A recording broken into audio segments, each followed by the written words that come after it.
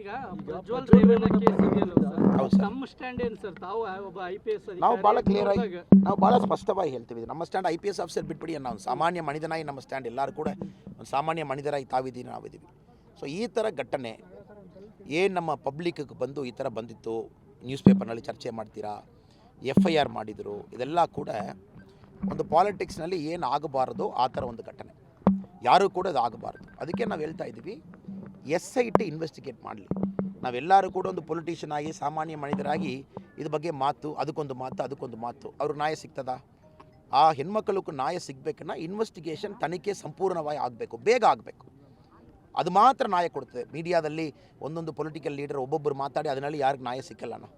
ಅದಕ್ಕೆ ನಾವು ಹೇಳುವುದು, ನೀವು ಇನ್ವೆಸ್ಟಿಗೇಟ್ ಮಾಡಿ, ನಿಮ್ಮ ಕೈನಲ್ಲಿ ಇದೆ, ಎಷ್ಟು ಕ್ವಿಕ್ಕಾಗಿ ಮಾಡಬೇಕಾಗ್ತದೆ, ಒಂದು ರೆಕಾರ್ಡ್ ಸ್ಪೀಡ್ನಲ್ಲಿ ಇನ್ವೆಸ್ಟಿಗೇಷನ್ ಮಾಡಿ ತೋರಿಸಿ.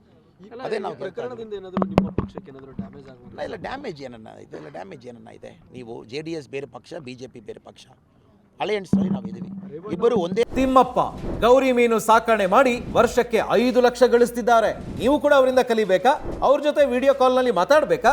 ಈಗಲೇ ಫ್ರೀಡಮ್ ಆ್ಯಪ್ ಡೌನ್ಲೋಡ್ ಮಾಡಿ. ಪಕ್ಷವಾಗಿದೆಯಾ ಪಾರ್ಟಿ ಮೆರ್ಜ್ ಮಾಡ್ಬೋದಾಯ್ತಲ್ವಾ? ಬೇರೆ ಪಕ್ಷ, ಪ್ರಿನ್ಸಿಪಲ್ಸ್ ಬೇರೆ. ಬಟ್ ಈ ಎಲೆಕ್ಷನ್ನಲ್ಲಿ NDAದಲ್ಲಿ ಎಲ್ಲ ಶಾಮೀಲಾಗಿದ್ದಾರೆ. ಕಾರಣ ನರೇಂದ್ರ ಮೋದಿ ಸಾಹೇಬರು ಬರಬೇಕು, 3ನೇ ಬಾರಿ ಬರಬೇಕು.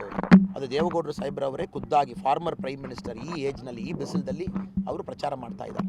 ಅವರು ಕೂಡ ಸಸ್ಪೆಂಡ್ ಮಾಡಿದಾರಲ್ವಣ್ಣ, ಯಾರಿಗೂ ಸಪೋರ್ಟ್ ಮಾಡ್ತಾ ಇಲ್ಲ ಅಲ್ವಾ? ಇದರಲ್ಲಿ ಪ್ರಜ್ವಲ್ ರೇವಣ್ಣ ಅವರನ್ನು ಸೇಫ್ ಮಾಡಬೇಕನ್ನೋ ಒಂದು ಉದ್ದೇಶದಿಂದ ಕೇಂದ್ರ ಸರ್ಕಾರ ಡಿಪ್ಲೊಮ್ಯಾಟಿಕ್ ಪಾಸ್ ಇದ್ರೂ ಕೂಡ ಆ ಪಾಸನ್ನು ರದ್ದು ಮಾಡುವಂಥದ್ದು. ಕೇಂದ್ರ ಸರ್ಕಾರಕ್ಕೆ ಇದಕ್ಕೆ ಏನನ್ನ ಸಂಬಂಧ?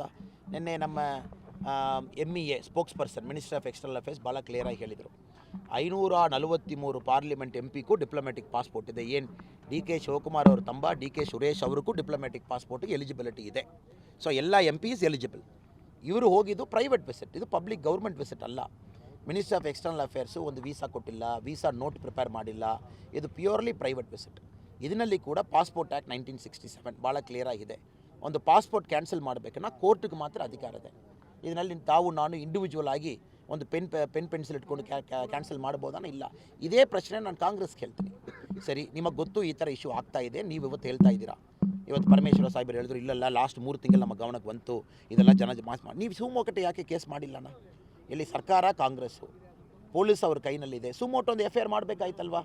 ನೀವು ಅವರು ಪ್ರಜ್ವಲ್ ಅವ್ರ ಬಗ್ಗೆ ಹೇಳ್ತಾ ಇದ್ದೀರಾ. ಅವರು ಹಾಸನ್ಲருந்து ಬ್ಯಾಂಗ್ಳೂರು ಏರ್ಪೋರ್ಟ್ವರೆಗೆ ಹೋಗಿ ಫ್ಲೈಟ್ ಹತ್ತಿದ್ರು. ಇನ್ ಬಿಟ್ವೀನ್ ಯಾಕೆ ಚೆಕ್ ಪೋಸ್ಟ್ ಹಾಕಿ ನೀವು ಅವ್ರು ಕ್ಯಾಚ್ ಮಾಡಿಲ್ಲ? ಯಾಕೆ ನೀವು ಸ್ಟಾಪ್ ಮಾಡಿಲ್ಲ? ಹಾಸನ್ ಪೊಲೀಸ್ ಯಾಕೆ ಮನೆಗೆ ಹೋಗಿಲ್ಲ? ಇದೆಲ್ಲ ಏನು ನೀವು ಮಾಡಿಲ್ಲ. ಅದೇ ಅಮಿತ್ ಶಾ ಸಾಹೇಬ್ರು ಸೆಟ್ಟಿಂಗ್ ಪಾಲಿಟಿಕ್ಸ್ ಥರ ಇದೆ ನೆನ್ನೆ ಹೇಳಿದರು ಚಿಕ್ಕೋಡಿದಲ್ಲಿ ಮಾತಾಡುವಾಗ. ಏನೂ ಮಾಡಿಲ್ಲ, ಬೇಸಿಕ್ ಹೋಮ್ವರ್ಕ್ ಮಾಡಿಲ್ಲ. ಫಸ್ಟ್ ವಿಕ್ಟಿಮ್ ಅವರೇ ಪೊಲೀಸ್ ಸ್ಟೇಷನ್ ಬರುವ ತನಕ ಈ ಸರ್ಕಾರ ಕಾಯ್ದಿದೆ. ಆ ವಿಕ್ಟಿಮ್ ಕೊಟ್ಟಿದ ಮೇಲೆ FIR ತಗೊಂಡಿದ್ರು. ಇವರು ಸುಮೋಟೋ ಯಾಕೆ ಮಾಡಿಲ್ಲ? ಹಾಸನ್ ಪೊಲೀಸ್ ನಿಮ್ಮ ಕೈನಲ್ಲಿದೆ. ಇವ್ರು ಹೇಳ್ತಾ ಇದ್ದಾರೆ, ಇಲ್ಲ 11 ತಿಂಗಳು ಬಂತು ಕಾಂಗ್ರೆಸ್ಸಲ್ಲಿ ಸರ್ಕಾರಕ್ಕೆ ಬಂದು. ಈಗ ಇಂಟೆಲಿಜೆನ್ಸ್ ಏನು ಮಾಡ್ತಾ ಇದ್ದಾನೆ? ಇಂಟೆಲಿಜೆನ್ಸ್ಗೆ ಇದು ಗೊತ್ತಿಲ್ವಾ? ಇಂಟೆಲಿಜೆನ್ಸ್ಗೆ ಈ ಥರ ಮಾಹಿತಿ ಬರಲ್ವಾ? 2,000 ವಿಡಿಯೋ, 1,000 ವಿಡಿಯೋ ಕಾಂಗ್ರೆಸ್ ಅವ್ರು ಏನೇನೋ ಹೇಳ್ತಾ ಇದ್ದಾರೆ. ಸೊ ಇವತ್ತು ಹೇಳ್ತಾ ಇದ್ದೀರಾ, ಮೊನ್ನೆ ಎಲ್ಲಿ ಹೋಗಿದ್ದೀರಾ ಕಾಂಗ್ರೆಸ್?